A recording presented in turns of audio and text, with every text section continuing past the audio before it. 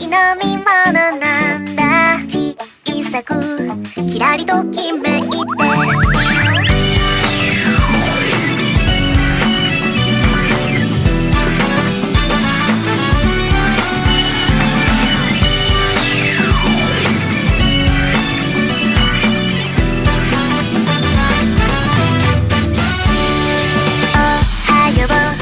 眠くなる毎日答えは探してないままで行ったり沈んだりする Day by day 立ち止まらせてちょっとだけくるくると回るメリーゴーラン繰り返す景色変わらない想いつまらない飽き性を一つ溶かして飲み干せばそれだけでいい変われる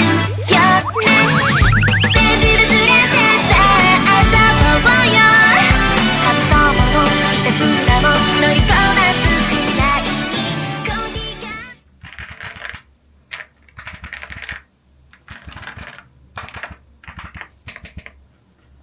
覗いてみたらほら真っ白な世界と楽しい予感さあ次のデート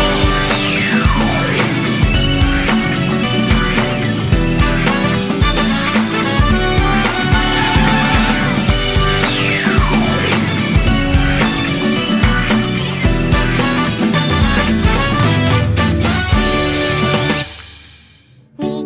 くて黒い飲み物なんだ。